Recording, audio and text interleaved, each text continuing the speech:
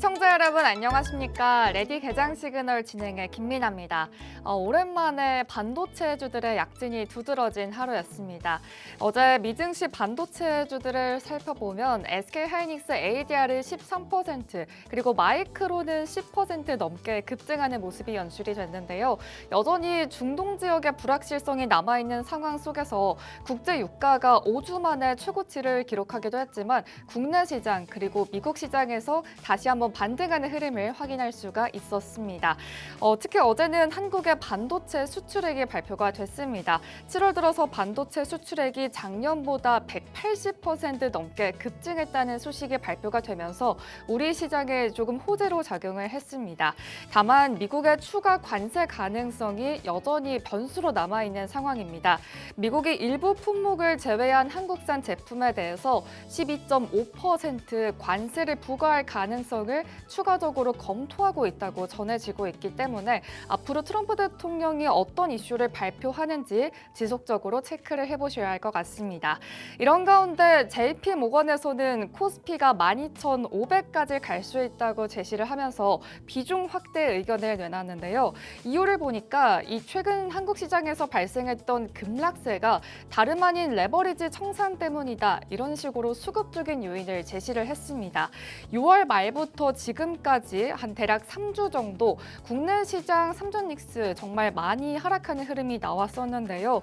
이동안 이 레버리지 ETF의 청산이 3주 동안 75%나 진행이 됐기 때문에 지금 구간을 살펴봤을 때는 이 사실상 거의 다 끝났다. 그렇기 때문에 반등할 가능성이 많이 남아있다. 이런 의견을 제시를 했습니다. 이러한 부분이 오늘 우리 국내장에 어떻게 반영이 될까요? 일단 오늘 프리장 분위기 좋습니다. 전일 미증시에서 이어졌던 온기가 오늘 국내 프리장에서도 연출이 되면서 삼전닉스 5%대 강세를 보여주고 있는 상황입니다. 알파벳의 실적 발표를 하루 정도 앞두고 있는 상황 속에서 오늘은 또 어떤 전략을 세워가야 할지 잠시 후에 박건욱 전문가님 모셔보고 얘기 나눠보도록 하겠습니다. 그럼 본격적인 시작에 앞서서 간밤 미증시 마감 상황 그리고 개장 전 체크해봐야 될 뉴스들 짚어보고 돌아오도록 하겠습니다. 안녕하세요. 레디 개장 시그널 캐스터 김다영입니다. 짙었던 먹구름이 걷히고 햇살이 비쳤습니다. 간밤 뉴욕 증시는 며칠간의 약세를 끊고 반등에 성공했는데요. 자세한 지수 상황 확인해 보시죠. 3대 지수 동반 상승 마감했습니다. 다우존스는 0.74% 오른 52,224선에 마감했고요. 나스닥은 1.29% 오른 25,837선에, S&P 500은 0.89% 상승한 7,509선에 장을 마쳤습니다. 알파벳의 실적 발표를 앞두고 반도체가 다시 시장 중심에 섰습니다. 필라델피아 반도체 지수가 5% 넘게 급등하며 한 달 만에 가장 큰 상승폭을 기록했는데요. SK하이닉스 ADR도 13%, 마이크론도 12% 넘게 폭등했습니다. 다음으로 시총 상위 종목도 확인해 보시죠. 먼저 상위단에선 혼조세로 마감했습니다. 엔비디아 2% 가까운 상승폭 그려냈는데요. 엔비디아가 CPU 시장에 본격 진출합니다. 이 자체 설계한 첫 서버용 CPU 베라를 공개하며 이 서버 수직 계열화에 나섰는데요. 다만 현재 CPU 시장은 AMD와 인텔이 주도하고 있어 시장 점유율을 얼마나 빠르게 확대할지 주목해 보셔야겠습니다. 알파벳은 1% 넘게 하락했습니다. 내일은 알파벳의 실적 발표가 예정돼 있는데요. 인공지능 관련주들의 상승 여력을 가늠할 중요한 시험대가 될 전망이고요. 월가에서는 알파벳의 클라우드 성장 가속화와 내년도 캐펙스 계획에 주목하고 있습니다. 마이크로소프트는 1.13% 약세 기록했습니다. 마이크로소프트는 미스트랄과 손잡고 유럽 AI 인프라 확대에 나섭니다. 애저 고객이 미스트랄의 데이터 센터를 활용할 수 있도록 지원하며 이 인공지능 서비스 경쟁력을 강화할 예정인데요. 시장에서는 이번 협력이 소버린 AI 수요에 대응한 동시에 유럽 내 영향력을 키울 것으로 보고 있습니다. 다음으로 시총 6위부터도 보면 대부분 상승불 켜냈습니다.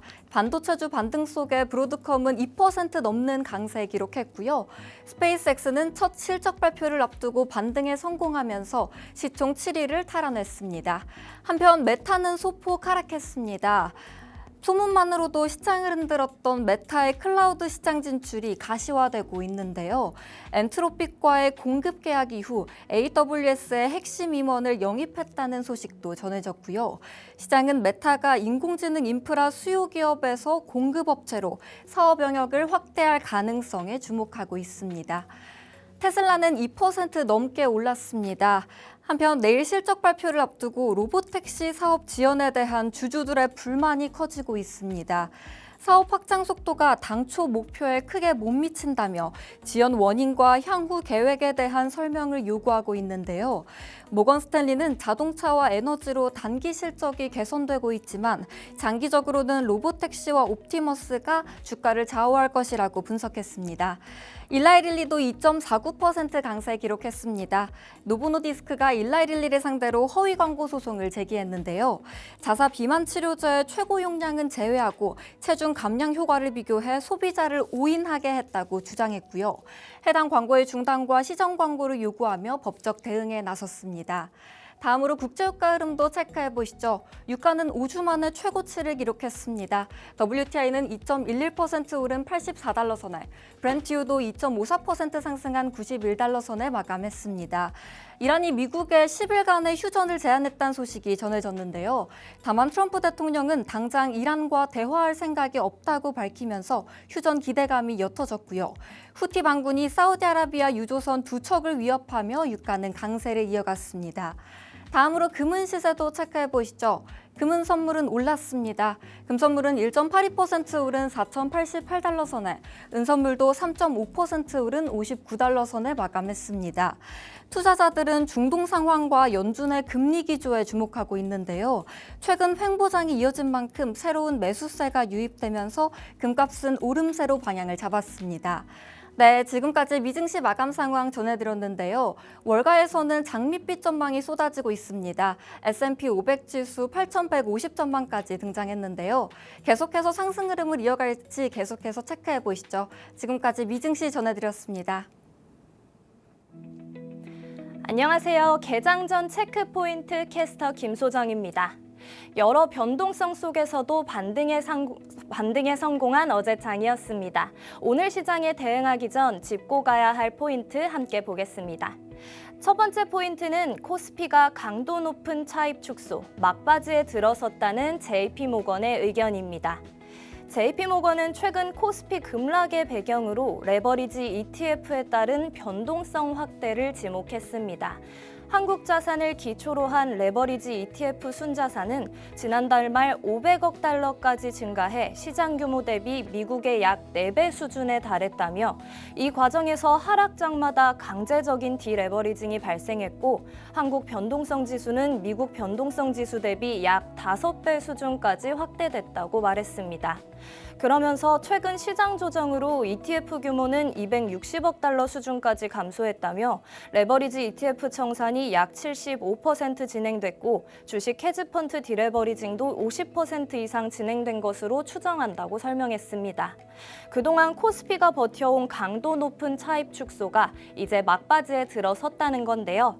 JP모건이 지난달 한국 주식 전략 보고서에서 제시한 코스피 12개월 목표치를 이번 보고서에서도 동일하게 12,000포인트를 유지하며 한국 증시에 대한 낙관적인 전망을 제시했습니다. 두 번째 포인트는 레버리지 ETF 보완책 조기 시행 가능성입니다.